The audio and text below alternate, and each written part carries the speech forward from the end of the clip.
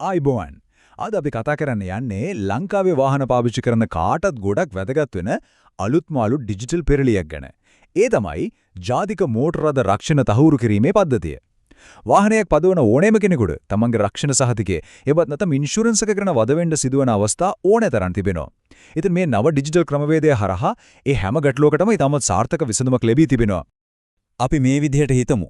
කඩදාසිවල මුද්‍රණය කරපු ලියකියවිලි ෆයිල් මුකුත් නැතුව මහපාරේ යන ගමන් වාහනයක රක්ෂණ කාලය වළංගුද කියලා ඒ වෙලාවෙම චෙක් කරගන්නේ කොහොමද? රියදුරන්ට වගේම මහපාරේ රාජකාරී කරන පොලිස් නිලධාරීන්ටත් මේ කඩදාසි හොයන එක ලොකු හිසරදලක් නේද?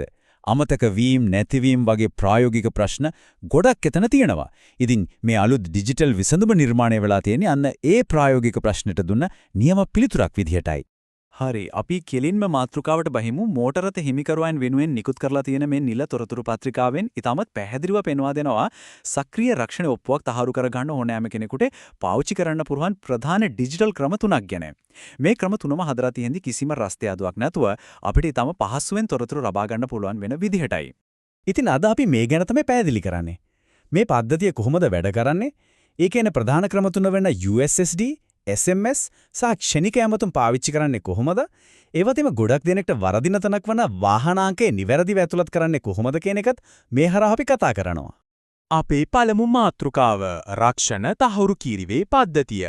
මුලින්ම අපි බලමු මේ පද්ධතිය කියන්නේ ඇත්තටම මොකක්ද කියලා. මේ ඩිජිටල් පෙරළියේ ප්‍රධානම යතුරු වෙන්නේ එකම එක කෙටි අංකයක්. මේ ක්‍රමවේද තුනම එකිනෙකට සම්බන්ධ වෙන්නේ ඒ හරහායි. ඒ තමයි 1338. මේ අංකය විතරක් මතක තියාගත්තාම ඇති මුළු පද්ධතියම අපේ යටි. මේ සම්පූර්ණ තහවුරු කිරීමේ ක්‍රියාවලියම ක්‍රියාත්මක වෙන්නේ මේ සුවිශේෂී අංකය පදනම් කරගෙනයි. දෙවන කොටස විදිහට අපි බලමු පළමු ක්‍රමය. ඒ තමයි ක්ෂණික තොරතුරු සඳහා භාවිතා කරන USSD ක්‍රමය. මේ ක්‍රමයේ තියෙන විශේෂම දේ තමයි මේකට අන්තර්ජාල පහසුකම්, ඒ කියන්නේ data කිසිසේත්ම අවශ්‍ය වෙන්නේ නැහැ. සාමාන්‍ය ෆෝන් එකකින් උනත් තරු ලකුණ 1.338 සහ හැෂ් ලකුණ. ඒ කියන්නේ *1338# ඩයල් කරපු ගමන් ක්ෂණයකින් මේ පද්ධතියට සම්බන්ධ වෙන්න පුළුවන්. මේකෙදි වෙන්නේ මොකද්ද? 113337යි ඩයල් කළාම එන උපදේශ අනුව වාහනයේ ලියාපදිංචි අංකය එමත් නැත්නම් රක්ෂණ ඔප්පු අංකය ඇතුළත් කරන්න තියෙන්නේ. ඒක දුන්නාම ඒ මොහොතේම අදාළ ඉන්ෂුරන්ස් එක ඇක්ටිව්ද නැද්ද කියන සියලු විස්තර ෆෝන් එකේ ස්ක්‍රීන් එකටම එනවා. තුන්වන කොටසින් අපි යමු දෙවන ක්‍රමයට. ඒ තමයි කෙටි පණිවිඩ එවත් නැත්නම් SMS ක්‍රමය. මෙතනදී මේ ක්‍රම දෙකේ පුංචි වෙනසක් තියෙනවා පටලව ගන්න නැතුව තේරුම් ගන්න ඕනේ. USSD එකේදී අපි තරු ලකුණයි හැෂ් එකයි පාවිච්චි කළාට SMS එකේදී ඒ මුකුත් අවශ්‍ය වෙන්නේ නැහැ. කෙලින්ම 1338 කියන අංකයක පමණයි මෙසේජ් එක යවන්න ඕනේ. පද්ධතිය පාවිච්චි කරනකොට මේ වෙනස මතක තියාගන්න එක ගොඩක් වැදගත්. ඒ කියන්නේ ෆෝන් එකේ මැසේජ් වලට ගිහින් වාහනයේ අංකය හරි රක්ෂණ ඔප්පු අංකය හරි ටයිප් කරලා 1338ට සෙන්ඩ් කරන්න විතරයි තියෙන්නේ. යවපු ගමන්ම පද්ධතියෙන් ආදාළ විස්තර ටික අපිට ආපහු මැසේජ් එකකින් මෙවනවා. හලිම ලේසි. හතරවන කොටස තමයි දෙවන ක්‍රමය. හඬ උපදෙස් සහ සේවා ලබා දෙන ක්ෂණික ඇමතුම් ක්‍රමය ගැන අපි දැන් බලන්නේ. මෙතනදී කරන්නේ කෙලින්ම 1338ට කෝල් එකක් ගන්න එක. ඊට පස්සේ එසෙන හඬ උපදෙස් හොඳින් අනුගමනය කරලා වාහන අංකය ඇතුළත් කරන්න පුළුවන්. මෙතන තියෙන තවත් සුවිශේෂී දෙයක් තමයි ශ්‍රී ලංකා රක්ෂණ සංස්ථාවේ පාරිභෝගිකයෙක් නම් කෙලින්ම අංක දෙක ඔබලා ඔවුන්ගේ සේවාවන් වලට සම්බන්ධ වෙන්නත් පුළුවන්කම තියෙනවා. මේ හඬ ඇමතුම් ක්‍රමයේ තියෙන ලොකුම වාසිය මොකක්ද දන්නවද? යන්ත්‍රයක් එක්ක විතරක් නෙවෙයි ඕනනම් කෙලින්ම පාරිභෝගික සේවා නියෝජිතයෙක් එක්කම කතා කරලා තොරතුරු ඉතාම නිවැරදිව දැනගන්න පුළුවන්. ඒකෙන් අපිට ලොකු විශ්වාසයක් වගේම පහසුවකුත් ලැබෙනවා. පස්වන කොටස විදියට අපි කතා කරන්න යන්නේ මේ මුළු ක්‍රියාවලියෙම තියෙන ඊ타මත්ම වැදගත්ම ඒ වගේම ගොඩක් දෙනෙක්ට වරදින්න පුළුවන් තැනක් ගැන. ඒ තමයි වාහන අංකය ඇතුළත් කරන නිවැරදි ආකෘතිය. මොකද මේ පද්ධතිය හරියට වැඩ කරන්න නම් අංකය නිශ්චිත විදියකටම ඇතුළත් කරන්න ඕනේ කියලා ඊටම දැඩිව අවධාරණය කරලා තියෙනවා. අපි අංකය වැරදි විදියට දුන්නොත් පද්ධතියට ඒක අඳුර ගන්න බැරි වෙනවා.